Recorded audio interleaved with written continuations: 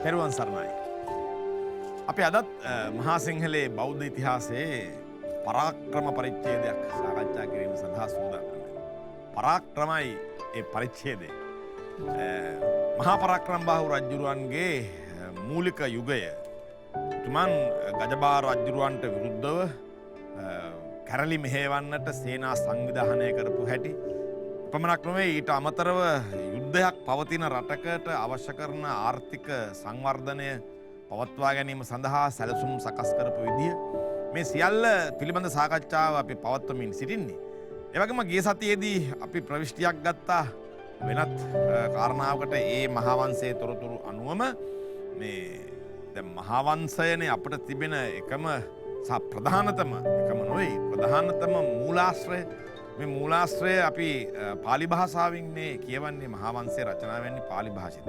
එතකොට අපට පාලි භාෂාවට පරිවර්තනය වෙන්නට පෙර අපේ රටේ භාවිත භාෂාව අපේ කතිත භාෂාව දැන් ශාස්ත්‍රීය ලිඛිත භාෂාවක් බවටනේ පාලි භාෂාව පරිවර්තනය වෙන්නේ ශාස්ත්‍රීය ග්‍රන්ථයක. නමුත් අපේ කතිත භාෂාව ව්‍යවහාර භාෂාව හෙළබස වන්නට පුළුවන්. එහෙම නැත්නම් අපේ භාෂාව ආර්ය භාෂා පවුලට අයත් වන නිසා අපි සංස්කෘත මූල ආර්ය භාෂාවක උත්පත්තිය ලැබූ නිසා වර්තමාන සිංහල භාෂාව ලෝක භාෂා පවුල් අතර ගැනෙන්නේ ආර්ය භාෂා පවුලකට සංස්කෘත මූල ආර්ය භාෂා පවුලකට. ඒ නිසා මේ අපේ භාෂාවේ සිද්ධ වෙච්ච වෙනස්කම් භාෂාවේ සිද්ධ වෙච්ච වෘද්ධීන් අපට ඉතිහාසයේ කියවීමේදී වැදගත් වෙනවා. ඒ යුගවල මේ ඉතිහාසය රචනා කරන භාෂාව. ඒ යුගවල වෙන භාෂාවලින් මේ ඉතිහාසය ලියා තැබුවා නම් අපට ඒ සාකච්ඡාවේදී නොයෙක් ප්‍රශ්න මතුවෙනවා. ඒ නිසා ඉතිහාසය එකම භාෂාවකින් ලියන්නට මහානාම හාමුදුරුවන්ගේ සිට ව්‍යාපෘතිගත වුණා. ඒ තමයි ඉතිහාසය පාලි භාෂිතව ලියන්න.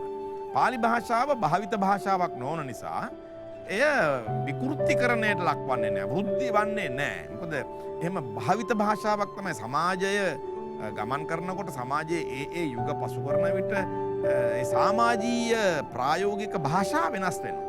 දැන් අනුරාධපුර යුගයේ කෙනෙකු කතා කළ විදිහට නෙමෙයිනේ වර්තමානයේ අපි කතා කරන්නේ.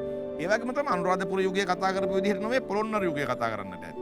පොළොන්නරු යුගයේ කතා කරපු විදිහට නෙමෙයි දඹදෙණි යුගයේ, ගම්පොළ යුගයේ, කෝට්ටේ යුගයේ, මහනුවර යුගයේ ආදී යුගයෙන් යුගයට එන විට අපේ මේ කතිත භාෂාව වෙනස් වෙනවා. ඒ සමාජීයව අප ලබන ආභාසයන්, භාෂා ආභාසයන්, සමාජීය ආභාසයන්, ලෝකයක් සමග විවරවීම, අසල දේශ සමග මිශ්‍රවීම ආදියත් එක්ක අපේ මේ කතිත භාෂාව, ව්‍යවහාර භාෂාව වෙනස් වෙනවා.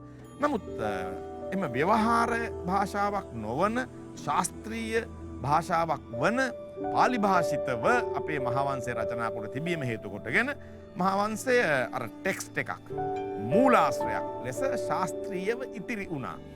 මෙන්න මේ වාසිය අප ලබන අතරම අනේ මහාවංශයේ අපේ නම්ගම් අතීතයේ අප කතා කළ වචන එලෙසින්ම තිබුණා නම් ඒක භාෂාමය මූලාශ්‍රයක් බවට පත් වෙනවානේ කියලා අපිට හිතෙනවා. දැන් අපි සෙල්ලිපියක් කියවනකොට සෙල්ලිපියේ තියෙන ව්‍යවහාර භාෂාවක්. එහෙනම් ඒ සෙල්ලිපිය අද අපිට ඍජුවම තේරුම් ගන්නට බැහැනේ. ඒක ඒ යුගයේ භාවිතා කරපු භාෂාව. ඒ යුගයේ භාවිතා කරපු කතිත භාෂාව. ඒක ශාස්ත්‍රීය පැහැදිලි කිරීමකින් යුතු කතිත භාෂාව. ඒ නිසා අපි පරාක්‍රම බාහු රජුරන්ගේ යුගය කියලා කියන පොළොන්නරු යුගය. අපි අනුරාධපුර යුගයෙන් මෙපිටට ඇවිල්ලා අපිට ටිකක් ලං වෙලා තව. ඒ නිසා අපි මේ ඓතිහාසික දේශපාලනික තොරතුරු වලට අමතරව සමාජීය භාෂාමය සංස්කෘතිකමය තොරතුරුත් සාකච්ඡා කරනවා කියන එක තමයි ඒකේ තේරුනේ. ඒ නිසා නැවතත් අපි අද අපේ මාතෘකාවේ උපයුක්ත ස්ථානයට අපි පැමිණෙනවා. පරාක්‍රම කුමාරයා, මානාභරණ යුවරජු සහ ගජබාහු මහරජු. ගජබාහු නැමැති රජරට රාජ්‍ය කරපු රජු. ගජබාහුට එරෙහිව තමයි පරාක්‍රම කුමාරයා යුද්ධය මෙහෙවන්නේ. මෙන්න මේ තුන් ඈඳුතු යුද්ධයේ මිත්‍ර පක්ෂ, සතුරු පක්ෂ ආයේ මිත්‍ර පක්ෂ බවට පත් වෙනවා. මිත්‍ර පක්ෂ සතුරු පක්ෂ බවට පත් වෙනවා. වාසි අවාසි මැද මේ දේශපාලන කතන්දරයේ ගෙතෙන හැටි සාකච්ඡාව සඳහා තමයි අද අපි ඔබට ආරාධනා කරන්නේ. ඒ කතාව ගොතන්නට අපට හැකියාව ලැබෙන්නේ. ඒ කතාව නිවැරදිව ශාස්ත්‍රීයව ප්‍රමිතිගතව ඔබ වෙත ඉදිරිපත් කරන්නට. හිතලු කතා ලෙස නොව මට නම් හිතෙන්නේ මෙහෙම වෙන්න ඇති කියලා. නිකන් සාමාන්‍ය සිතුවිල්ලකින් තොරව ශාස්ත්‍රීය පැහැදිලි කිරීමකින් යුක්තව ප්‍රමිතිගතව අධ්‍යාපනික මූලාශ්‍රයක් ලෙස මහා සිංහලේ වංශ කතාව තනන්නටයි අපේ නායක හඳුරු අපට ආරාධනා කරනු ලැබුවේ. ඒ නිසාමයි අපි මේ හැම වැඩසටහනක්ම ආරම්භයේදීම උන්වහන්සේට පින් දෙන්නේ. අපවත් වූ දාල දරණාගම කුසල ධම්මාභිදාන නායක හඳුරුවන් උන්වහන්සේ අපවත් වූ තැන සිට උන්වහන්සේට පින් පිණිස මේ වැඩසටහන අපි පවත්වනවා. ඒ වගේම ඒ වැඩසටහන උන්වහන්සේගෙන් පසු නිවැරදි ලෙස පවත්වන්නට අපව අධීක්ෂණය කරමින් අපට උපදේශ ලබා දෙන වර්තමාන බෞද්ධ නාලිකාවේ අධ්‍යක්ෂ ධුරන්දර බොරලන්දේ වජිරඥාන නායක හඳුරන්ට පින් දෙමින් අපි වැඩසටහන රැගෙන යන්නේ මේ සාකච්ඡාව නිවැරදි තලයේලා සාකච්ඡා කරන්නට ශාස්ත්‍රීය ප්‍රමිතිකරණයලා සාකච්ඡා කරන්නට හැකියාව ලැබෙන්නේ මගේ මේ සම්පත් දායකත්වය බුද්ධි මණ්ඩලය එහි ඇති පොහොසත්කම කරන කොටගෙනයි. එනිසා ඒ පොහොසත්කම ඒ ඥානය ඒ හැදෑරීම අප නිරන්තරයෙන් අගය කළ යුතුයි වන්දනාමානීයව ස්මරණය කළ යුතුයි. ඒ නිසාම දරණාගම කුසදම්ම නායක හාමුදුරුවන්ගේ යුගයේම උන්වහන්සේගේම ආරාධනාවෙන් අපේ වැඩසටහනට වැඩම කොට දැන් සිට මේ දක්වා අපේ වැඩසටහනේ මූලිකත්වය දරමින් මූලාසනය දරමින් අපට අනුශාසනා පවත්වමින් අපට බොහෝම අනුග්‍රහවන්ත ලෙස වැඩ වාසය කරන සියනෑ කෝරළේ ප්‍රධාන සංඝනායක ධුරන්දර හෙයන්තුඩුව රජමා විහාරයේ විහාරාධීශ්වර වැලිමිටියාවේ සීලරත්න නායක හාමුදුරුවන්ගේ දොහොත් මුදුන් දී ගෞරව පුරස්තරව මේ මණ්ඩපයට පිළිගන්වනු ලබන ගමන්ම මේ ශාස්ත්‍රීය මාතෘකාවෙහි ඇති අධ්‍යාපනික හුරුව ඒ මාතෘකාව උගන්වා ඇති අත්දැකීම් මහා වසර ගණනාවක් පුරා මේ මාතෘකාව මේ ඉතිහාසය මේ විෂය විශ්වවිද්‍යාලගතව උගන්වා අධ්‍යාපනිකවල අද අත්දැකීමත් මහාවංශය යළි රචනා කිරීමේ සම්පාදක මණ්ඩලයේ සිට තර්ක විතර්ක පවත්වමින් ඒ රචනා කිරීමෙන් ලත් පරිචයත් ඉතිහාස විෂයට ලැබෙන නොයෙක් අනදරවලින් ඉතිහාස විෂය බේරා ගැනීම සඳහා පරිපාලනමය යුද්ධයක නිමග්න වී සිටිමින් අත්දැකීම් ලත් ඒ අත්දැකීම් හරහා අපේ වැඩසටහන පෝෂණය කරන්නට මොනතරම් වෙහෙස මහන්සියක් ගත්තත් අපේ ආරාධනාවෙන් පැමිණෙන අපේ මහාචාර්යතුමිය අපි නිරන්තරයෙන්ම ගෞරව සම්ප්‍රයුක්තව සිහිපත් කරනු ලබනවා. අපි පිළිගනු ලබනවා. ශ්‍රී ජයවර්ධනපුර විශ්වවිද්‍යාලයේ ඉතිහාසය සහ පුරාවිද්‍යාංශයේ හිටපු ජ්‍යෙෂ්ඨ මහාචාර්යතුමිය වර්තමාන ශ්‍රී ලංකාවේ මහාවංශ සම්පාදක මණ්ඩලයේ ලේකම් ධූරය ඔබවමින් ඒ කාර්ය බහුලතාව මැද අපේ වැඩසටහනට සහභාගී වෙන මහාචාර්ය මාලනී ඇඳගම ගුරුතුමියව ගුරු ගෞරවයෙන් භක්ති ආදරයෙන් මේ මණ්ඩපයට අපි පිළිගනු ලබනවා. ඒ වගේම ඉතිහාසය සාම්ප්‍රදායිකව සහ නූතනව දැන් අපි අප්ඩේට් වෙනවා කියලා කියන්නේ අපි යාවත් කාලින වෙනවා කියලා කියන්නේ සම්ප්‍රදාය ප්‍රතික්ෂේප කිරීමෙන් කිසි කෙනෙකුට යාවත් කාලින වෙන්නට බැහැනේ. සම්ප්‍රදාය අතික්‍රමණය කිරීමෙන් තමයි අපට යාවත් කාලීනය ලබන්නට පුළුවන් වෙන්නේ. ඒ නිසා සම්ප්‍රදාය අතික්‍රමණය කරන්නට නම් සම්ප්‍රදාය හදාල යුතුයි. සම්ප්‍රදාය හදාරමින් එය අතික්‍රමණය කරමින් අලුත් තොරතුරු සොයා යමින් අලුත් ලෙස හිතමින් අලුත් ලෙස දකිමින් ලෝකය දියුණුවට වෙන්න නම් එහෙම ශාස්ත්‍ර සම්පන්න විචාර බුද්ධියෙන් යුතු ගවේෂණශීලී ශාස්ත්‍රීය පුද්ගලයන් මේ විෂය පතේ තුළ රැඳෙන්නට ඕන කෙන විශ්වාසයේ අපි අනාගත විශ්වාසය තකා අපි වැඩසටහනට ආරාධනා කොට සිටිය පෙරදින විශ්වවිද්‍යාලයේ ඉතිහාස පුරාවිද්‍යාංශයේ ගෞරවෝපාධිධාරියා අද වෙන විට බෞද්ධ නාලිකාව හරහා බොහෝ ජනකාන්තව පමණක් නොවෙයි අද වෙන විට ලංකාවේ බෞද්ධ පාලි විශ්වවිද්‍යාලයේ පුරාවිද්‍යා සහ ඉතිහාසාන්තයේ කතිකාචාර්ය ධූරය දරමින් අනාගතය සඳහා හොඳ සුබ නිමිත්තක් පළ කරන අපේ තරුණ විද්‍යාර්ථියා ඉසංක මල්සිරි විද්‍යාවත් බොහොම ගෞරවයෙන් මේ මණ්ඩපයට පිළිගනු ලබන ගමන් අවසරයි අපි ආරම්භ කරන්නට යන්නේ මහා සිංහලේ බෞද්ධ ඉතිහාසයයි.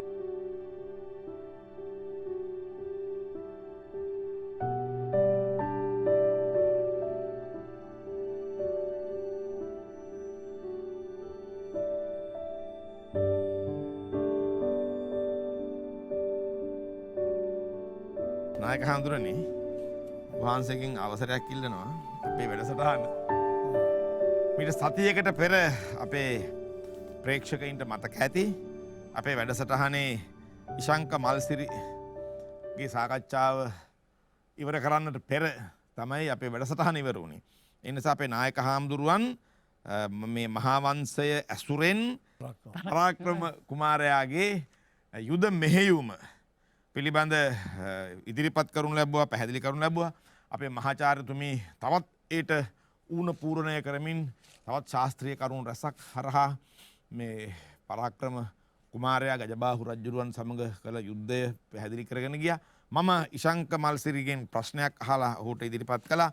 දැන් මේ මහාවංශයේ තරම් පැහැදිලි නොකරන නමුත් මහාවංශය තුල ශ්‍රේෂ්ඨ සම්පන්න වී සිටින ගජබාහු රජුරු කොයි වගේ කෙනෙක්ද කියා යන ප්‍රශ්නයට එතුමන් දෙන්නට ගිය උත්තරයේදී එතුමන් පැහැදිලි කරමින් ආවා මේ මහාවංශයේ තියෙන ග්‍රාම නාම. ඒ ග්‍රාම නාම හරහා එතුමන් පැහැදිලි කරන්නට ගියේ සිටියම ගජබාහු රජුරවන්ට අයත්ව තිබූ ලාංකේය සිටියමේ ප්‍රමාණය පැහැදිලි කරන්නට තමයි ඉශංක මල්සිරි පාලි මහාවංශයෙන් මේ ග්‍රාම නාම තේරුම් කරමින් ගියේ. එතනදී මේ නම් වල තිබිච්ච වෙනස්කම්, මේ නම් පාලි භාෂිතව ලියවී ඇති නිසා ඒවා වල තිබිච්ච වෙනස්කමක් කරා අපි භාෂා ප්‍රශ්නයක් කතා කරන්න ගියා මිසක් අපිට මේ වෙලාව හම්බුනේ නැහැ ඉශංක මල්සිරිට ඒ සාමංගේ සාකච්ඡාව ඉවරයක් කරන්න. දැන් මම නැවත මේ ප්‍රශ්නේ මතු කරලා අහනවා මේ මහාවංශ ප්‍රවෘත්තිය ඇතුලේ ඉන්න ගජබා රජුරුවන්ගේ ප්‍රදේශය ප්‍රබලයි. ගජබා රජුරුවන් කොයිතරම් පරාක්‍රම කුමාරයා සමග මේ යුද්ධයට කොයිතරම් පේවෙන්නට ඇද්ද. දැන් අපිට මේ පැත්තෙන් උගන්වන්නේ මහාවංශය කියා දෙන්නේ පරාක්‍රම කුමාරයා ලෑස්ති වෙච්ච හැටිනේ. එහෙමනම් මේක රහසක් නෙවෙයිනේ, රහසිගත සටනක් නෙවෙයිනේ. ඒක රක්ක නම් මේ ඔය දුම්බර හිටියාය කියන නායකයාව අල්ලගත්ත තැන සිටවත් නැත්නම් ඊට පෙර හරි ඔත්තු සේවාවන් බොහොම ප්‍රසිද්ධ ඒ කාලේ. ඒ නිසා පරාක්‍රම කුමාරයා මායා රටේ සිට ගජබාහු රජුරන්ට එරෙහිව සටනට සූදානම් වෙනවා කියන ආරංචිය චරපුරුෂයන් සම්බන්ධයෙන් බුද්ධි සේවා ආශ්‍රයෙන් ගජබා රජුරන්ට නොදැනගන්නා වෙන්නට බෑ. ඒ නිසාම වෙන්න ඕන එතුමන්ගේ යුද මෙහෙයුම. අපිට මම එදා ඇහුවේ මෙන්න මේක අධ්‍යහාරයෙන් අපිට හොයාගන්න පුළුවන්ද ගජබාහු රජුරන්ගේ යුද මෙහෙයුම පිළිබඳ තොරතුරු? ඔව් දැන් අපිට ඒ තොරතුරු ගන්න තියෙන ක්‍රමය තමයි මම එදා විස්තර කරමින් හිටියේ. ඍජු තොරතුරු දැක්වීමක් නැති නිසා මහාවංශයේදී අපිට වක්‍ර ක්‍රම වලට යන්න සිද්ධ වෙනවා කියන එක. එතෙන්දි තමයි මම මේ පරාක්‍රම බාහු විසින් Tamanගේ සටන් මෙහෙවපු වෙන විදිහකට කියනවා නම් දෙවනි ගජබාහුගේ සේනා පරාජය කරපු, දෙවනි ගජබාහුගේ බලකොටු බිඳ හෙලපු මධ්‍යස්ථාන මොනවාද කියන එක ගැන අපි සාකච්ඡා කළේ.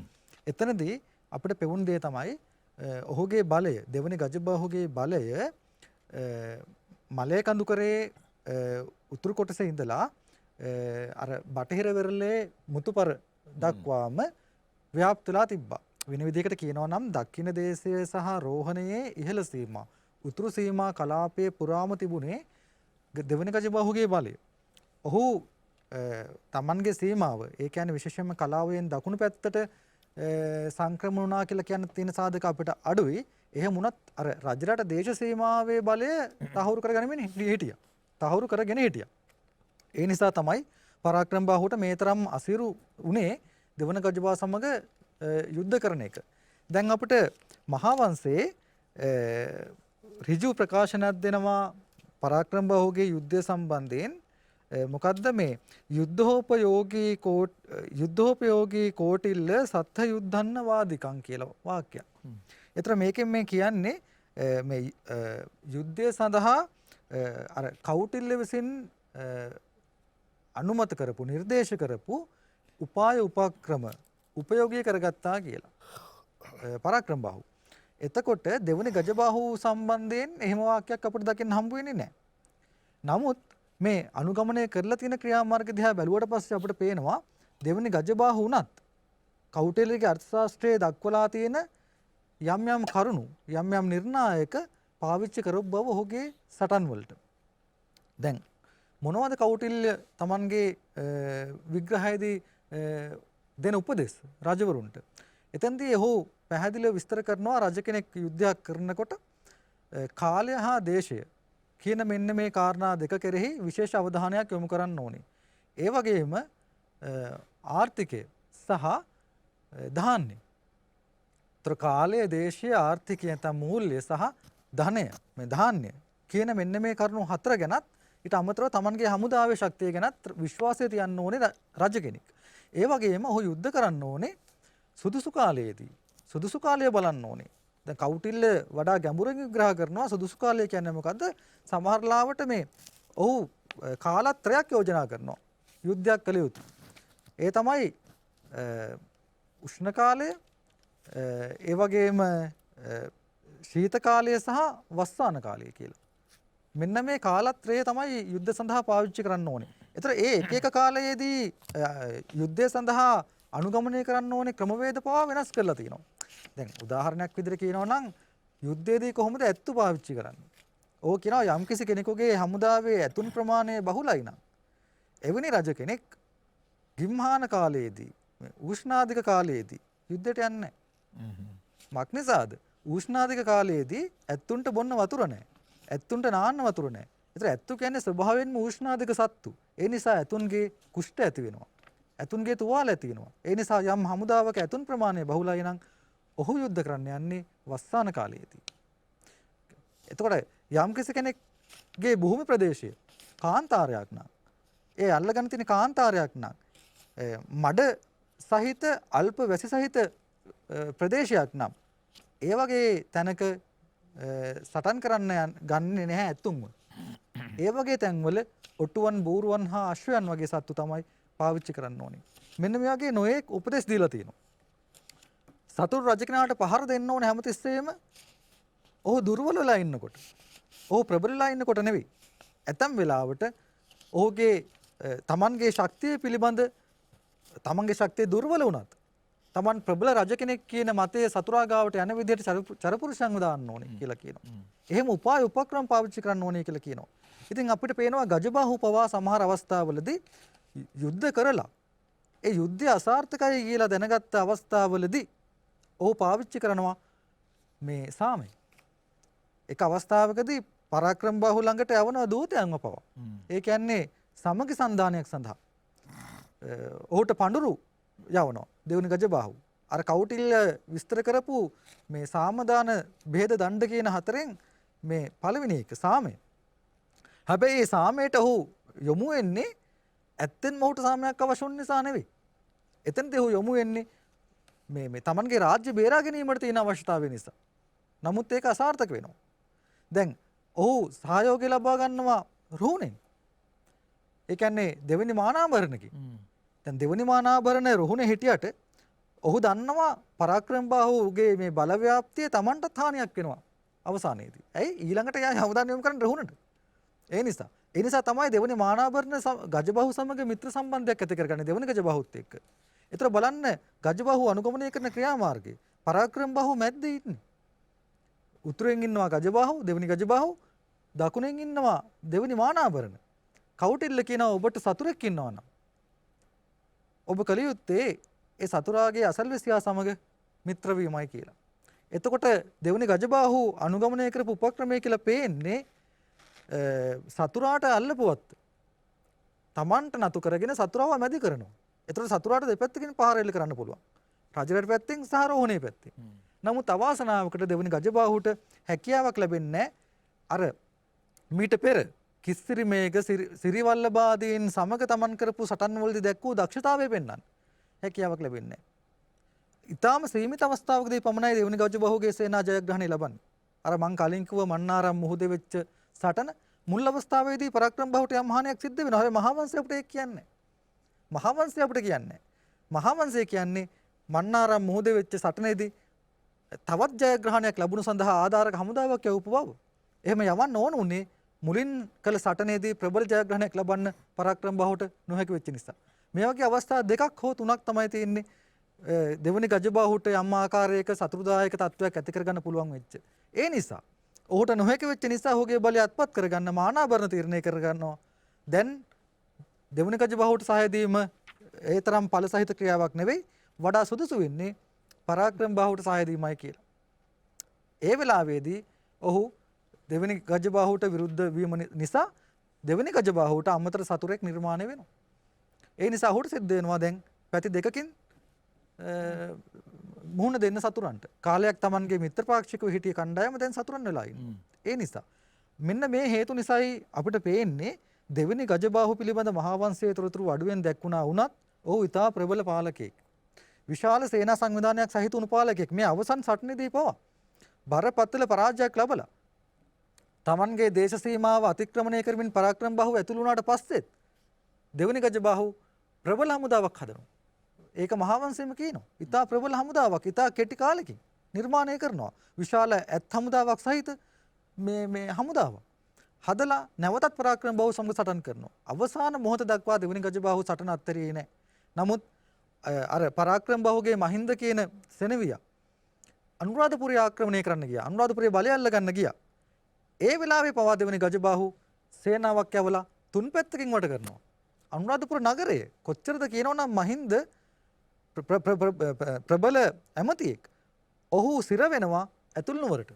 ඒ කියන්නේ අනුරාධපුර ඇතුල් නුවරට සිර වෙනවා. සිර වෙලා ඉන්නකොට පරාක්‍රම බහුට සිද්ධ වෙනවා දෙවනි ගජබාහුත් එක්ක යුද්ධ කරන එක පැත්තකින් තියලා අර තමන්ගේ ප්‍රබල සේනාපතියා බේරගන්න අනුරාධපුර ඇතුල් නුවරට සේනාවක් යවන්න. එහෙම ඒ යන සේනාව දෙවනි ගජබහුගේ සේනාව වට කරලා ඉන්නකොට දෙවනි ගජබහුගේ සේනාවට පලා යන සිද්ධ වෙනවා. එතෙන්දි තමයි මහින්දව ගලවගන්නේ. ඒ මට්ටමට ගියා. ඒ නිසා මේ ගජබාහු අපි හිතන තරම් දුර්වල පාලකයෙක් නෙවෙයි. ඔහු ඉතා ප්‍රබල අධිෂ්ඨානශීලී පාලකයෙක්. ඒ නිසා තමයි මේ අපි මහාවංශයේ අපිට ඍජුව නොකියුවා වුණත් දිගින් දිගට අවසාන කඳවුරු වැටුණු තැන දක්වාම දෙවනි ගජබාහු Tamanගේ බලය රඳා පවත්වා ගන්න සමර්ථ වෙන්නේ. හොඳයි මේ අපේ සාකච්ඡාව දැන් අපි මේ නායක හඳුරුනේ මේ පොළොන්නරුවේ සටන් දැන් මේ අපි උපමාතෘකා කියලා හැටියට ගත්තොතින් මේ මහාවංශයට අනුව මේ පොළොන්නරුවේ සටන් ඇමතියාට රහසක් කියා ගජබා රජ පලායයි මේ වගේ තැන්වලට අපිට එන්න වෙයි. ඒ නිසා අපි ඔබ වහන්සේගෙන් මේකේ 447 වෙනි පිටුවේ එන්නේ පොළොන්නරුවේ සටන් කියන හරි ඒ හරි අපි සාකච්ඡා කළේ නෑ. දැන් අපි දැන් මේ සටන් පිළිබඳ එහෙම මෙහෙන් අපි දැන් කතා කරනවා. නමුත් අපි පුළුවන් තරම් මේ පෙළ ආරක්ෂා කරගන්න බලමු. මේ ඊළඟට පරාක්‍රම රජතුමා පොළොන්නරුව අල්ලා ගන්නට සේනාපතින් හට නියම කළේය කියලා එනවනේ පරිච්ඡේදයක්. පොළොන්නරුවේ සටන් කියා 447 වෙනි පිටුව අපි ඒ හරින් අපි පොඩ්ඩක් ආරම්භ කරමු කියලා මම ඔබ වහන්සේට යෝජනා කරනවා. ඔව්. අපි මේ තැන්තන් වලින් කියපිටින්දා දැන් අපේ මේ මිදෙක් අපේ කතිකාචාර්යතුමා සඳහන් කරපු ඒ කාරණා වලට සම්බන්ධ වුණත් දැන් එතන සඳහන් කරනවා මේ පරාක්‍රම බාහු මහාධිපාලතුමාත් ඊට පස්සේ ගජබා රජුත් එක්ක ඇතිවෙච්ච ප්‍රධාන යුද්ධ 20කට වැඩි සඳහන් කරනවා. ඊට අමතරව ආපහු නැවත දැන් පෙළ අපි ඉදිරියට කියලා ගියා. ඊළඟට එතන සඳහන් වෙනවා ගජබාහු රජුරුවන්ගෙන් බලකොටු විතරක්. එනම් අර්ගේව යුද්ධ වලට අමතරව මේ ගජබාහු රජුරුවන්ගේ ප්‍රධාන බලකොටු මේ 17ක් ජයග්‍රහණය කරන කවුද? පරාක්‍රම බාහු කුමාරයා. කීපයක් නිකන් නම් මතක් කළොත් එහෙම වැල්ලවලාන බලකොටුව. වැල්ලවලාන බලකොටුව එකපාරක් ජයග්‍රහණය කරනවා. පරාක්‍රම බාහු කුමාරයා දිනනවා. හැබැයි ආපහු නැවත ආපහු ටික කලක් යනකොට ආයෙ මොකද වෙන්නේ? ආයෙත් නැවත ගජබා රජුරුවන්ගේ පිරිස විසින් අල්ල ගන්නවා. එහින්දා සමහර බලකොටුව මේ එකපාර ජයග්‍රහණය කරාට මහා පරාක්‍රම බාහු පරාක්‍රම බාහු කුමාරයා නැවත ආපහු මේ අයත් ගජබා රජුන් විසින් ලබා ගන්නවා. ඊට පස්සේ දැන් වැලිකැත පිලවසු මේ කියන බලකොටු ආයත ගජබා රජුන්ගේ තිබිච්ච බලකොටු තලාගොඩ සිංගම මන්යාගම මිතාගම ඌරුගමු තෙරිගම මේ නන්දමූලක කදුරග කිරාම්ගම කිරාටිගම විලාන මැටිවැව උඩුකිරුවා යටකිරුවා මහබල මේ ප්‍රධාන බලකොටු 17ක් අපි සඳහන් කළේ මෙම ජයග්‍රහණය කරන්න දවස් 2-3 එහෙම යුද්ධ කරන්න සිදු වුණා. ඊළඟට දැන් සමහර යුද්ධවලදී ගජබා රජුරුවන්ගේ යටතේ හිටපු දැන් මුලින් සඳහන් කරන ආපු මේ අපි සඳහන් කළා දණ්ඩනාත නගරගිරි නගරගිරි කලාවේ කලාවැවේ ජයග්‍රහණය පරාජයට පත්වෙන මුලින් පරාජයට කියලා පලා යනවා. පලාගිල අප මේ හර ටික කී වෙන එ පස්සේ එතනත් ඇවිල්ලා අපහෝ නැවත ඒ ගෝකරණ නගරගේ රිත් ඇවිල්ලා ප්‍රබලම කෙනෙක්. කලාවෑ මුල් පරාජයෙන් පස්සේ එට පස්සේ එතුමා එක්ක ආපහු නැවත යුද්ධ කරගන්න නැවත ආපහු ස්ථාන අටකදී තනක් පරාජයට පත් වලා ගිලා තවතරක යුද්ධයක් ඇති කරගන්නවා. බස් එතෙන්ට ආපහු ගිලා පරාක්‍රම බාහු කුමාරයාගේ පිරිස ආයුද්ධ කරනවා. එතනින් ආපහු තවතරකට පලා ගිහිල්ලා ආයතනක බලය රඳවන්නවා. මෙහෙම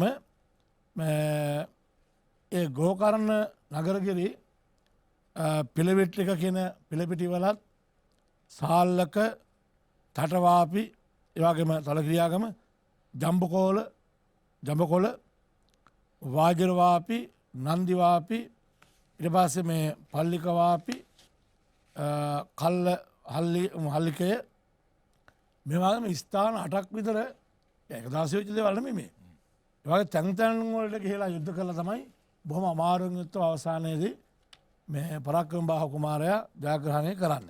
සම අවසර නායක හඳුරන්නේ මේ ප්‍රධාන පාලක මැදිරියට යෑමේ අවශ්‍යතාවක් තියෙනවා.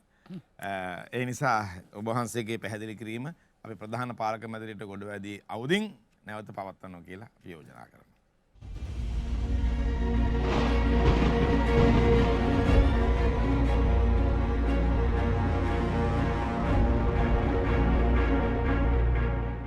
හොඳ හාමුදුරනේ මේ යුද්ධය බොහෝම ප්‍රචලිත පැතරිච්ච යුද්ධයක් නිසා මෙහි සාකච්ඡාවත් එලෙසින්ම පැතිරිලා තියෙනවා. ඔබ වහන්සේ නවත්තපු තැනින් යලි පටන් ගන්න අවසරයක්. ඊට පස්සේ මේ වගේ මේ අත්‍යවශ්‍ය දැන් කීපයක් මම මේ පොඩ මතක් කරන්නේ මේ. ඒ වගේ යුද්ධ ගැන සඳහන් වෙනවා. ඊළඟට ආපහු මේ වගේ මේ අපි අච්චර තැන් වල දැන් සමහර තැන් වලට සිදු වුණා ගජවා රජුරවන්ට ගජවාරජ ඇලිසර සිව්පිරිස නමින් හඳුනන ලැබූ සුකීය සේනාව රක්ක ලංකානාත සමඟ සටනට එවීය. දැන් මේ සිව්පිරිස දැන් ප්‍රභූ ආරක්ෂාව සඳහා සිටපු සිව්පිරිස. දැන් මේ සිව්පිරිස ගැන ඇත්තස්ත්‍රය පාබල ඒ හතර නෙමෙයි. මේක සඳහන් කරනවා මේ සිව්පිරිස හඳලා හිටියලු මේක සඳහන් කරන ඉදිරියට මේ කවුද සිංහල කර්ණාටක කේරල දමිල මෙම වර්ගෝලින් තමන්ගේ ප්‍රභූ ආරක්ෂාව සඳහා තමයි එතකොට සිංහල හමුදාවත් හිටියා කේරලා ඇත් හිටියා මේ කර්ණාටක ඇත් හිටියා දමිල ඇත් හිටියා එතකොට තමන්ගේ ආරක්ෂාවට හිටපු එහෙම ඒගොල්ලෝ එවන්න සිදු වුණා රජබහ රජුන්ට. ඒ වගේ එතකොට විශේෂ හමුදා කාණ්ඩත් රජබහ රජුන්ට තිබුණ හදාගෙන හිටියා.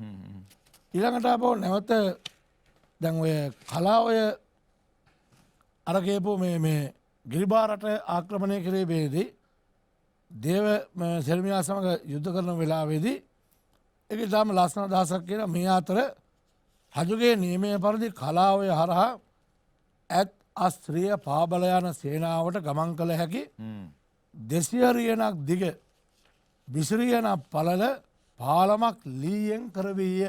ඉතාම වැදගත් කාරණාවක් අපිට සාකච්ඡා කරන්න අපේ රටේ. එතකොට දැන් මේ දැන් අපේ දන්න මේ පාලම් මේ දැන් මෑත යුද්ධයේදීත් අපි හදිසියට එහෙම කඩපු පාලම් බෝක්කු අලුතෙන් හදාගෙන යන්නුනානේ. දැන් ගංගාවලට ඉංග්‍රීසියෙන් ආපු කාලෙත් අපේ තොටලංග පාලමත් මේ වගේ ලී පාලමක් තමයි තිබුණේ. මේ පරණ මොනවද තියෙනවා අර බෝට් ඔරුවල පාරු පාලම්.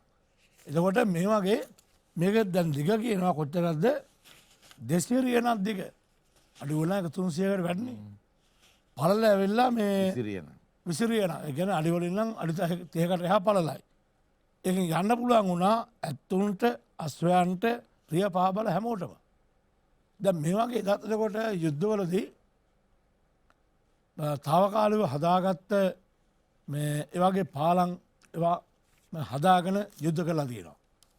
දැන් මේ වගේ අර තැන් තැන් වල මේ අර ඊට පස්සේ මේක ඉතාම වටිනා ස්ථාන රාශියක් කියවුණා ලංකා පුරාම මේ මන්නාරම ඉඳන් මෙහ දුම්බර දක්වත් තාත් විද ප්‍රදේශවල මේ ගජබා රජුරන්ගේ පාලන ප්‍රදේශත් දෙදුම්වට ආපහනත යුද්ධ කරගත් ස්ථාන සම්බන්ධවත් ඇතැන් තැන්වල තිබුණා එව්වගේ මේ බලය මුතුපර ස්ථාගම සඳහඟනාව කියව කොටසක ඒ මුතුපර මුතු ලබාගත්තේ කවුරුවත්.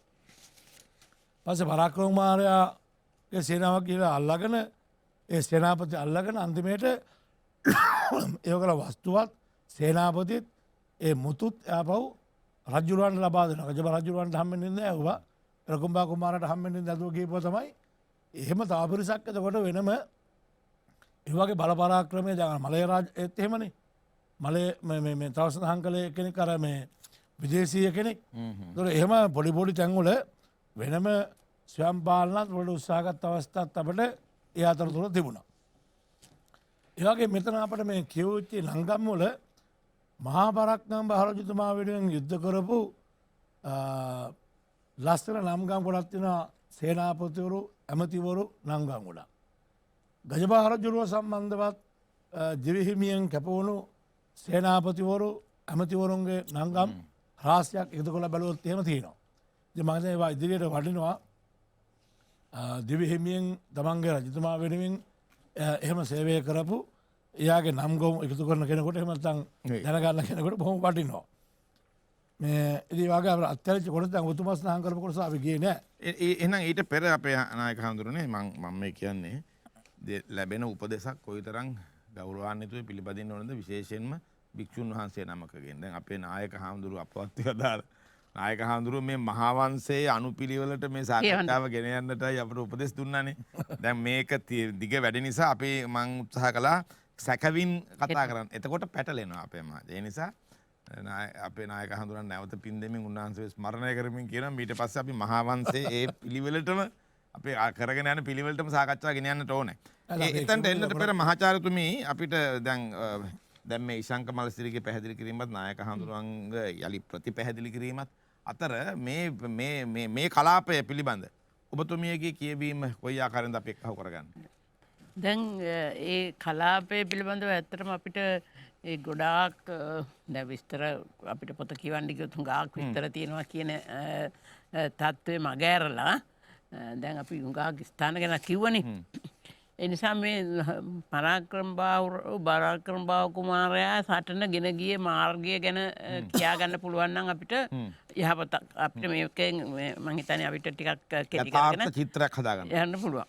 ඒතකොට දැන් අර පරාක්‍රමබාහු රජුරුව ඇත්තටම ප්‍රාදේශික පාලකයා පටන් ගත්තේ බටහිර පැත්තෙන් මේ උතුරට ගිහිල්ලා මැණික් මුතු කිමිදෙන තැනදී එතෙන්දී සටනක් ඇති වුණා.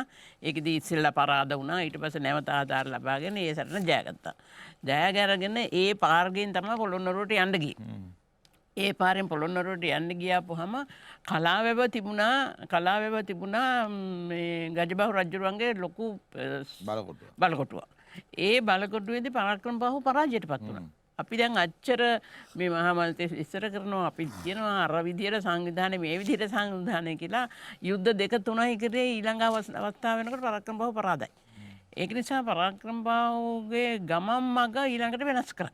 ගමන් මඟ වෙන කරලා ඒ මාර්ගයෙන් යෑම නවත්තලා නැගෙනහිර පැත්තෙන් යන්න පටන් ගත්තා.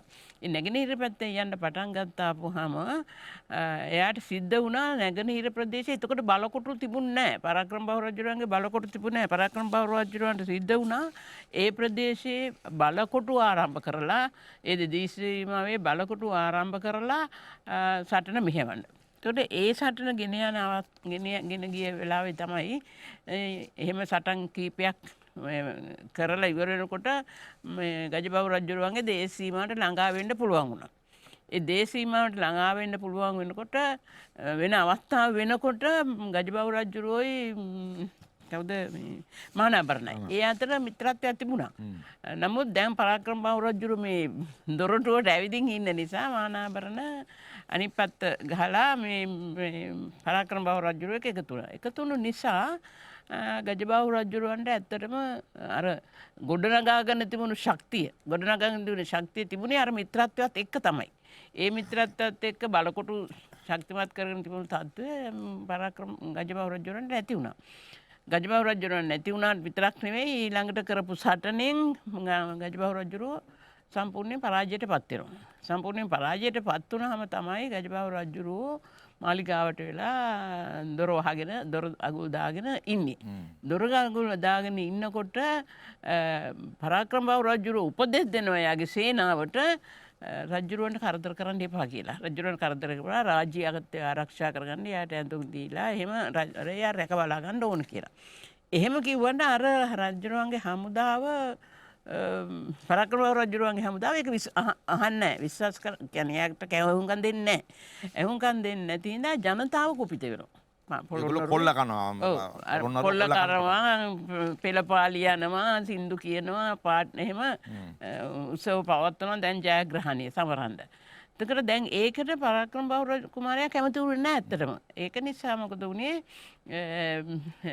ගෙන්නනවා ඒ අය සංසුන් කරන්න ගෙන්නනවා අනුරාධපුරේ හිටපු සෙම්පතියා. මට නම තිබුණා මේ අනුරාධපුරේ හිටපු සෙම්පතියා ගෙන්නනවා. ඒ සෙම්පතියා ගෙන්නන අතරේම ජනතාව ආරාධනා කරලා මානාභරණත් එනවා.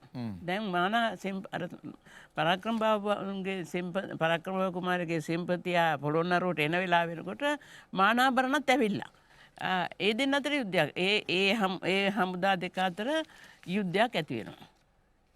එතෙන්දි තමයි ඒ විදිහට තමයි මේ යුද්ධ මාලාව වෙනස් වෙන්නේ. මොකද පාර්ශව වෙනස් වෙනවා එක වෙලාවට.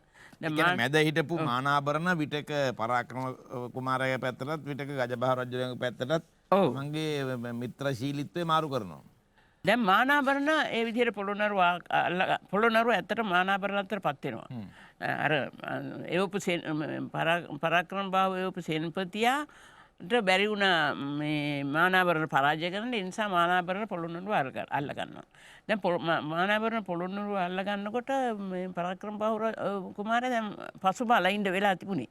ඉතින් එහෙම තියෙන අවස්ථාවේ එයා හිතුවාම දැන් රාජකීයත්වය කාගේද මේ ගජබාහු රජුගේ රාජකීයත්වයත් ආරක්ෂා කරන්නත් ඕනකම තියුණානේ.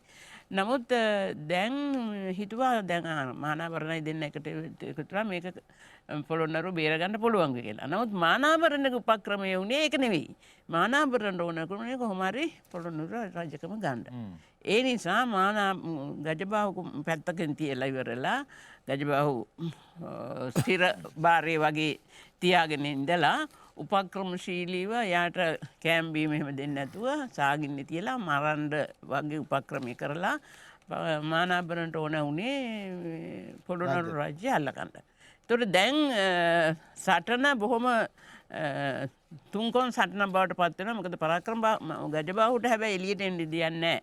සිරබාරේ ඉන්නේ. නමුත් එයාගේ පක්ෂපාතී බලකොටු තියෙනවා. ඒ බලකොටු වල එයාට පක්ෂපාතී අය ඉන්නවා. අනිත් පැත්තේ මානාභරණ ඇවිදින් පොළොන්නරුව රාජ්‍ය අල්ලගෙන පොළොන්නරුවේ ප්‍රධාන ස්ථානයක ලබාගෙන ඉන්නවා. අරහෙන් පරාක්‍රමබාහු කුමාරයා පොළොන්නරුව වට කරගෙන ඉන්නවා. ඒ තත්ත්වය ඉදිරියට යාමක් තමයි අපිට ඊළඟට සාකච්ඡා කරන්න වෙන්නේ. මොකද ඊටාම අනපේක්ෂිත විදිහට ඇතිවෙච්ච අපි කතා කරපු විදිහට අපිට මහා වංශයේ දීලා තියෙන තොරතුරු විදිහට පරාක්‍රමබාහු කුමාරයාට මේ එකපාරයෙන් පොළොන්නරුව අල්ලගන්න පුළුවන් වගේ තත්ත්වයක් තිබුණේ. නමුත් දැන් සටන් දෙකක් තුනක් මෙයා පරාද වෙලා. ඒක නිසා පරාද වෙලා අනිත් එක එයාගේ හමුදාව පොළොන්නරුවේ ජනතාවගේ අප්‍රසාදයට පත් වෙලා ඒ වගේ බොහොම අස්ථිර තත්ත්වයක් එහෙම නැත්නම් අසතුරුදායක තත්ත්වයක් තමයි මේ කාලේ වෙනකොට උදා වෙලා තියෙන්නේ. අපි මේ ඉශංක පැත්තට හරිම ඔය පරිච්ඡේදය පිළිබඳවම දැන් නැවත මම මේ අපේ මහාචාර්යතුමියගේම සමකාලීනයෙක් වෙච්ච ඔබේ විශ්වවිද්‍යාලයේ ඉතිහාස අංශයේ හිටපු ඉන්ද්‍රකීර්ති සිරිවීර මහාචාර්යතුමන් ඔන්න ඔය කාරණාව තමයි ගන්නෙ. ඒ කියන්නේ පරාක්‍රමබාහු කුමාරයා පරාජයටත් පත් වෙනවා. ඔහු මේ මානාභරණ සහ ගජබා අතර හිරවෙන තත්ත්වයටත් පත් වෙනවා. නමුත් මහාවංශයේ එසේ විය නොහැකි ලෙස කුඩා කාලයේ සිටම ඔහුගේ වීරත්වය හුවා දක්වනවා. නමුත් ඔහු සාමාන්‍ය රජ කෙනෙක් විදිහට ඔහුව හිර වෙනවා කියලා. තවත් පැහැදිලි කිරීමක් තමයි මම කරන දැන් මේ ආයාමය ඉක්මන් කිරීමක්නේ.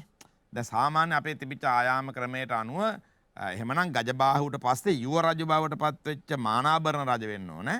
මානාභරණට පස්සේනේ මාපා මේ මායා රටේ කුමාරයා රජ වෙන්න ඕනේ. ඒතකොට ඒ ආයාමයේ පන්නලානේ දැන් එතකොට ගජබාහු තාම ජීවිතුන් අතර ඉන්න ගජබාහු තාම රාජ්‍ය කරනවා.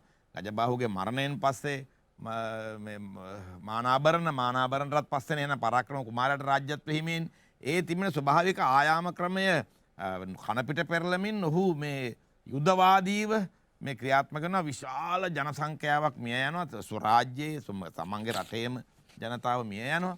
ඒ වගේම පරාක්‍රම පරාද වෙනවා. මෙන්න මේ යුද්ධයේ මහාවංශයේ නොපෙන්වන අපිළිවෙලක් සහ අසාර්ථකත්වයක් තියෙනව නේද කියලා එතුමන් ප්‍රශ්න අහනවා. ඔව් දැන් මෙහෙමයි. දේශපාලන බලය පිළිබඳ සාකච්ඡාවක් නෙමේක. එතකොට බලය ලැබෙන්නේ කොහොමද කියන ප්‍රශ්නයයි මේ තියෙන්නේ. දැන් මම මේකට කලිනුත් කිව්වා බලය ලබා ගන්න පුළුවන් ක්‍රම දෙකයි තියෙන්නේ. එකක් තමයි සුමට විදිහට බලය හුවමාරු වෙන්න ඕනේ, විතැන් වෙන්න ඕනේ. එහෙම නැත්නම් බලය සුමට නොවන ක්‍රමයකින් අත්පත් කර ගන්න ඕනේ. ඉතින් ඒක තීරණය වෙන්නේ හුදෙක් සම්ප්‍රදාය මතම නෙවෙයි. දැන් සම්ප්‍රදාය මතම හැම දෙයක්ම තීරණය වෙනවා නම් අපිට ලොකුවට කතා කරන්න දෙයක් නැහැ ඉතිහාසයේ. සම්ප්‍රදාය තමයි තියෙන අර ආයාමයේ. රජු සහ මාපා. ඒක පුබ්බචාරිත්‍රනේ පෙරසිරිත අනුව. දැන් මේ අපිට මේ සාකච්ඡා කරන්න දැක් ඉතුරුලා තියෙන්නේම සම්ප්‍රදායානු නොවන සිද්ධීන් සිදු වෙච්ච නිසා.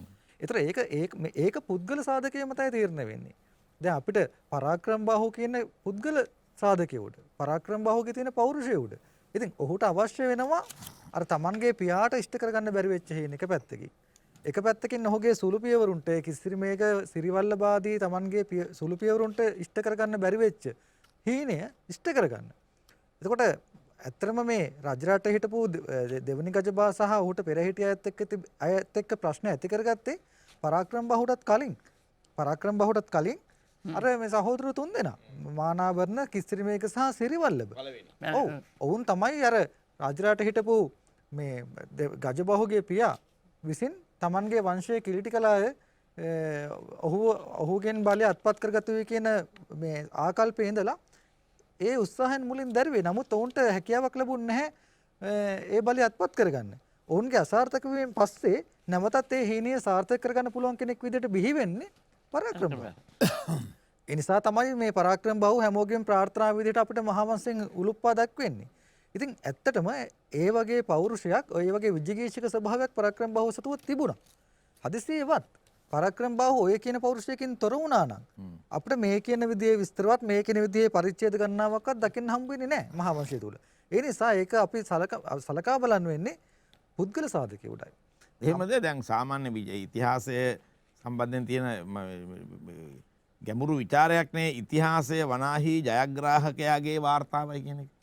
ඉතිහාසය රචනා කරන්නේ ජයග්‍රාහකයා සහ ජයග්‍රාහකයාගේ පක්ෂව. ඒතර පරාජිතයාට ඉතිහාසයේ වාර්තාවක් නැහැනේ. අන්න ඒ සත්තාවද මෙතනින් තේරෙන්නේ මේ අවසානයේ කොහොම හරි මේක ගයිතුමේ ජයග්‍රහණය ලැබන්නේ පරාක්‍රම බහු. ඒ නිසානේ පරාක්‍රම බහු වීරත්වයට දාලා මේ රචනාව සිද්ධ වෙන්නේ. එහෙම නැතුව ගියා නම් මේ ඔය ගජබාහු එහෙම නැත්නම් ඔය මානාභරණ වීරයෙක් වෙන්න තිබුණ නැද්ද? හැබැයි මෙහෙම එකක් තියෙනවා. දැන් ඒ කිව්ව කතාවේදී දැන් ජයග්‍රහණය කරන්නේ පරාක්‍රම බහු. ඔව් කියන කතාව අපිට එච්චර මේ තීරණාත්මක නැහැ. මොකද දැන් සටන කරගෙන ගින් අවසාන වෙනකොට යනවනේ ගජබහු යනවා හාමුදුරුවෝ ළඟට. එතන භික්ෂුන් වහන්සේලා අවසාන තීරණ දෙන්නේ එතනින්. අවසාන තීරණේ එතනින්නේ. ඒක ජය පරාජයක් නෙවෙයි ඇත්තටම. පරාක්‍රම රජුරන්ට ඕන නම් තිබුණා යුද්ධ ඉදිරියට ගෙනියන්න. නමුත් භික්ෂුන් වහන්සේලාගේ කියවන අහලා පරාක්‍රම බහු ආපහු යනවා ගජබහු මැරෙනකල් රාජ්‍ය. ඒක ඉතින් මේ රටේ හොඳ චාරිත්‍රාක් වෙන වර්තමාන දක්වාම භික්ෂුන් වහන්සේගේ එකඟතාවක් නැති වුණොත් කිසිම පාලකයෙකුට තමන්ගේ පුද්ගලික මතයක් එහෙම නැත්නම් අධිකාරී මතයක් ක්‍රියාත්මක කරන්න බැරි වෙන භික්ෂුන් වහන්සේ නිරන්තරයෙන්ම ජනතාවාදීව සිතුවිලි ගත්තා දේශපාලනය තුල අතීතයේ. ඉතින් මෙතනත් ඒ අපිට ඉස්සරහට වෙන්නේ අවසානයේ දැන් මානාභරණත් පරදිනවා. ඊට පස්සේ මානාභරණ පරදිනවා. මානාභරණ පරදිනවා. එතකොට ගජබාහු සහ පරාක්‍රම කුමාරය අතර යුද්ධයේදී පරාක්‍රම කුමාරයාට වාසි රැසක් හිමි වෙනවා. නමුත් එතනදී භික්ෂුන් වහන්සේ මැදිහත් වෙලා මං කියන්නේ මේ භික්ෂුන් වහන්සේගේ පැහැදිලි කිරීම නිවැරදිනේ. දැන් භික්ෂුන් වහන්සේ කියන්නේ මේ හදිස්සි වෙන්න එපා. උඹලා දෙන්න අතර ගිවිසුමක් හදාගන්න. ඒ ගිවිසුමට අනුව ඒ ගිවිසුම හදාගත්තනේ ගිවිසුම අද අපි දකින්න තියෙනවනේ. ඒ ගිවිසුමට අනුව මේ කලින් මිය යන තැනත්තාට පසු අනිත් තැනත්තා උරුමකාරයා. එතකොට එහෙම ගිවිසුමක් ගහනකොටත් ගජබාහු රජුරුව බොහොම වයස්ගතයි. එතකොට ඒ නිසා පරාක්‍රම බාහු රජුරුවන්ට ඉතා ඉක්මනින් රජකම ලැබෙනවා කියන එකත් පැහැදිලියි. දැන් මම අර මේ ඉතිහාසය වනාහි ජයග්‍රාහකයාගේ වාර්තාවයි කියන මේ අර්ථකථනය ඒක බැලුමට එහෙම තමයි. නමුත් දැන් ඇත්තටම ඒක එහෙමම නම් මහාවංශයේ මීට වඩා බොහෝ පරිච්ඡේද ගානකින් සමන්විත වෙන්න තිබුණා. මක්නිසාද ජයග්‍රාහකයෝ ඉතිහාසය පුරාම ඉන්නවා. හැබැයි මේ හැම ජයග්‍රාහකයා වෙනුවෙන්ම පරිච්ඡේද 10ක් 15ක් මහාවංශය ලියුන්නේ නැහනේ. කාශ්‍යපත් ජයග්‍රාහකෙක් තමයි. මුගලුණුත් යම් අවස්ථාවක ජයග්‍රාහකෙක් තමයි. ඒ හුදෙක් ජයග්‍රහණය ලැබීම පමණක් ප්‍රමාණවත් වෙන්නේ ඉතිහාසයේ සුවිශේෂී තැනක් හම්බ මේ තැනක් හදාගන්න. ජයග්‍රාහකෙක් වීම වගේම තවත් ඊට පස්සේ ඉන්න කොටසක් බලපානවා. මොකද්ද? දේශීය සංස්කෘතියට අනුගත වීම, භික්ෂුන් වහන්සේලාගේ විශ්වාසය දිනා ගැනීම, සමෘද්ධිය ඒ දේ නොකළොත් හුදෙක් බලය ලබා ගැනීම සඳහා ජයග්‍රාහකයා වුණා කියන දේ පමණක් ප්‍රමාණවත් වෙන්නේ නැහැ ඉතිහාසෙ. සීතාවක රාජසිංහ රජුරන්ට මහවංශේ ලොකු ඉඩක් හිමි කරලා නැහැ. සීතාවක රාජසිංහත් යුද්ධ වීරයෙක්නේ. නමුත් බුදුදහම සම්බන්ධයෙන්, භික්ෂුන් වහන්සේ සම්බන්ධයෙන්, ආර්ථික සමෘද්ධිය සම්බන්ධයෙන් ගැටලු තිබුණානේ. ඇත්තටම ජයග්‍රහණය වගේම ඒ ජයග්‍රහණය ලැබූ පුද්ගලයාගේ කාර්ය සාපල්‍ය මොනතරම් දුරට බලපෑමක් ඇති කළාද සමාජයට ජයග්‍රහණයෙන් පසු මම කලිනුත් කිව්වනේ මේ විශිෂ්ටත්වයේ තීරණය වෙන්නේ ඉතිහාසය ලියවෙන්නේ පසුව. කෙනෙක් බලයට පත් වුණු ගමන්ම ඉතිහාසය ලියවෙන්නේ නැහැ. ඒතර කෙනෙක්ගේ විශිෂ්ටත්වයේ තීරණය වෙන්නේ ඉතිහාසයේ ඔහුට හිමි තැන තීරණය කරන්නේ මේ පසු චරිතය අනුවයි. ඔහුගේ අවසාන භාගය අනුවයි. චරිතයේ අවසාන භාගය අනුව. ඒ කාලේ හැසුරුනේ කොහොමද? අන්න ඒ කොටසට සාපේක්ෂව තමයි වැදගත්කම තියෙන්නේ වෙන්නේ හැමතිස්සෙම. විශේෂයෙන්ම පුද්ගලයා ලබා දෙන ආදර්ශ යන. ඉතිහාසයේ අපි ඉගෙන ගන්න ආදර්ශ ලබා ගන්නනේ. එතකොට ඒ පාලකයන් ඒ පුද්ගලෝ ලබා දීලා තියෙන ආදර්ශය අනුව තමයි ඒක තමයි ඉතිහාසයේ ලියවෙන්නේ. ඉතිහාසයේ ලියවිච්ච එකෙන් තමයි අපි ඔය ඒකෙන් ශ්‍රේෂ්ඨයා සහ ද්‍රෝහියා අපි ගත්තොත් ක්‍රියාව මතනේ ඔවුන්ගේ ක්‍රියාවන් මතනේ මේක ඒක සිද්ධ වෙන්නේ. ඒ නිසා දැන් පරාජිතයා ලෙස අපිට ගන්න තියෙන්නේ ජයග්‍රාහකයාගේ පරාජිතයනේ. දැන් ශ්‍රේෂ්ඨ ජයග්‍රාහකයාගේ දැන් ගැමුණුගේ පරාජිතයා එවනම් එලාර පිළිබඳ ඉතිහාසයේ අපිට ලොකු වාර්තාවක් හමුවන්නේ නැහැ. හැබැයි අවුරුදු 44ක් රට පාලනය කළා. එතකොට ඒතර පරාක්‍රම බාහුගේ පරාජිතයා ගජබාහු පිළිබඳත් අපිට ලොකු විස්තරයක් නැහැ. අපිට මේක ඇතුලෙන් අධ්‍යාහාරයෙන් තමයි හොයාගන්න තියෙන්නේ. ඉතාලම සරලව කිව්වොත් මේ පරාක්‍රම බාහු රජුරෝ නොහිටියා නම් අද අපේ අයවැය සෑහෙන කොටසක් හිස් වෙනවා. දැන් අපේ සංචාරක කර්මාන්තයේ පොළොන්නරුව ගත්තාම අද අපිට ගිහින් බලන්න තියෙන බහුතරය පරාක්‍රම බාහුගේ ඉදි කිරීම. වාරි කර්මාන්තරම් බැලුවොත් පොළොන්නරුව පැත්තේ තියෙන බහුතරය පරාක්‍රම බාහුගේ ඉදි කිරීම. නෑ කියන්නේ දැන් මේ මං අහන ප්‍රශ්න මේ මගේ ප්‍රශ්න නෙවෙයිනේ. ඉතිහාසඥයින් විසින් අගන ප්‍රශ්න. ඒ ප්‍රශ්න වලට උත්තර ඊළඟ පරිච්ඡේදයේ තියෙනවා. ඊළඟ පරිච්ඡේදය කියලා කියන්නේ පරාක්‍රම බාහු රජු රජ වෙච්ච තැන සිට ඔහු විසින් සිද්ධ කරන මහානුභව සම්පන්න සේවාව. කෘෂි ආර්ථිකයට රටේ පැවැත්මට සහ විදේශගතව ඔහු ලබන පෞරුෂය. ඔහු යුද මෙහෙයවනවා බුරුම දේශයට එතකොට ඔය දකුණු ඉන්දියාවට. ඒ නිසා එතනදී අපිට මේ ඔහුගේ ශ්‍රේෂ්ඨත්වය ඔප්පු වෙනවා. එහෙම ශ්‍රේෂ්ඨ රජෙක් පහළ වීම සඳහා ඔහුගේ පරිවාස කාලය පිළිබඳ තමයි මේ අපේ තර්කයේ තියෙන්නේ. නායක හාමුදුරනේ ඊටාම කුඩා විනාඩි කිහිපයක් තිබෙනවා. ඔබ වහන්සේගේ මේ පිළිබඳ පොඩ්ඩක් භික්ෂුන් වහන්සේත් මැදිහත් වුණානේ මෙතනදී භික්ෂුන් වහන්සේගේ තීරණය අවසාන තීරණය වලට පත් වුණේ. ප්‍රශ්න ගොඩක්නේ. දැන් එලා රජුගේ හොඳ මේ මහාවංශය කියලා තියෙනවා. මෙහෙම පිංගම් කළා සාධාරණයි මෙහෙම හොඳ කියලා තියෙනවා. ඊට පස්සේ මේ ඇවිල්ලා ගත්තාම මේ වක්‍රෝත්යෙන් අනිත් පැත්තට මේ ගජබාහු රජුගේ දක්ෂතාවයන් හැකියාවන් කියවෙනවා. මහාවංශයේ මට නම් දැනෙන එකම අවසාන වාක්‍යය තමයි ගජබාහු රජුගේ ශ්‍රේෂ්ඨත්වය කියවෙන හොඳම වාක්‍යය තමයි භික්ෂුන් වහන්සේ තීරණය කරනවා ගජබාහු රජුට වශයෙන් කරපාවි. එතන ඒ ගත්ත තීරණේ භික්ෂුන් වහන්සේ ළඟට යාම හරිම වටිනවා හරිම ප්‍රඥාගෝචරයිනේ. එක පැත්තකින් අරට අරයා සන්තෝෂත් වෙන එයාට සාධාරණයක් වෙන වයසක කෙනා. ඔව්. අනිත් පැත්තෙන් ගත්තාම මිනිහ මරන්න අවශ්‍යත් නැහැ යුද්ධ කරගන්න ඕනෙත් නැහැ. තාඩුවක් යොදපුවම නිකම් රජකම හම්බ වෙනවා. ධර්මයට අනුවත් ගැලපෙනවා. හොඳම ප්‍රඥා ගෝචර තීන්දුවක් කියලා කියන්න පුළුවන් ඒ අවස්ථාව. ඉතින් අපිට මේ එහෙම ලබා දුන්නා ඒවා ඊට පස්සේ ආපහු පොළොන්නරුවේ සටන් කිරීමට ඉස්සෙල්ලා ආපහු මට කියන මේ මහා අපිට ඇත්තටම මේ යුද්ධ මෙහෙවනකොට මේ මහා පරක්කම් බහුව රජුරෝ නාලන්දාවේ ඉඳන් තමයි යුද්ධ මේ හැම වෙලාවෙම යා යුද පෙරමුණේ හිටියා. ඒකත් අපිට අත්හැරුණා කියන්න මුල් කොටස අපිට තිබුණා එයා කොහොමත් මේ මාලිකාවේ ඉඳලා නෙමෙයි. එයා දිගින් දිගටම යුද පෙරමුණේ ඉඳමින් තමයි යුද්ධය මෙහෙව්වේ. ඊට පස්සේ තව මේක මට අත්හැරුණා මම නිකන් අත්හැරිච්ච තව ස්ථානයක් නිකන් මතක එකක් කියන්නේ දැන් මේ ඔය උමං ගැනීම අපිට කතා කරනවානේ. දැන් මේකේ තියෙනවා ඔය නාලන්දා මේවා ඉඳලා පස්සේ මේ උමං 200ක් මේ උමං හාරන අය කොහොමද උමං හැරුවේ කියලා කියනවා මුව අං වලින්. දැන් උදුළු වෙනකොට මුව අං වලින් තමයි උමං හැරුවේ. උමං හාරලා එහෙම මේ බේරගත් අවස්ථාවන් ගැන ඊට පස්සේ මහපරකුම්බා රජුරුවන්ගේ පිරිසකුත් ඒ ගැන කියවෙනවා. ගජබා රජුරුවන්ගේ උමං හාරන පිරිසක් ගැන තියෙනවා. උමං ගැන ඒවා බොරු කතා උමං නෑ අර මේ විස්තර වෙනවනේ. දැන් මේ වෙන විස්තරයේදී මේ උමං ගැන සඳහන් වෙනවා උමං හාරපු ගැන හැර කියනවා. පෙරකුම්බා රජුරුවන්ගේ 200ක පිරිසක් මේ ඒර යෙදුවා කියලාත් මේකේ සඳහන් වෙනවා. ඉතින් අපිට මේ ඒ කාලේ යුද්ධ සම්බන්ධව යුද ඇඳුම් සම්බන්ධව යුද ක්‍රම සම්බන්ධව එහෙම විශාල විස්තරයක් අපිට මේ කියන 68 කියන පරිච්ඡේදයක සඳහන් වෙනවා.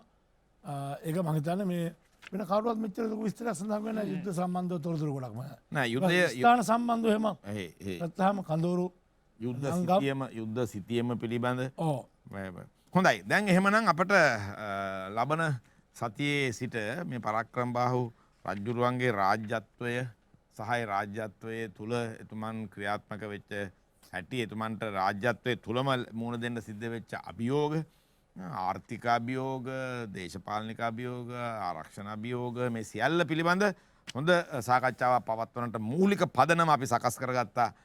එතුමන්ගේ මේ පරිවාස කාලය මහා ආදිපාද යුගයේ සිට එතුමන්ගේ කාරණා පිළිබඳ සාකච්ඡා කිරීමෙන් එනිසා ලබන සතියේ සිට මහාවංශයට අනුගතව මහාවංශයේ ඡේද කියවන්නට අපේ දරණාගම උසදම නායක හාමුදුරන් දුන්නු මගේ යමින් සාකච්ඡා මෙහෙවන්නට පොරොන්දු වෙමින් අපේ නායක හාමුදුරන්ට පින් දෙමින් මේ විද්වතුන්ට ස්තුතිවන්ත වෙමින් ලබන සතියේ හමුවන බලාපොරොත්තු වෙන අපි ඔබෙන් සමුගන්නවා. ඔබ සැමටම ආවඩා ආයුබෝව වේවා.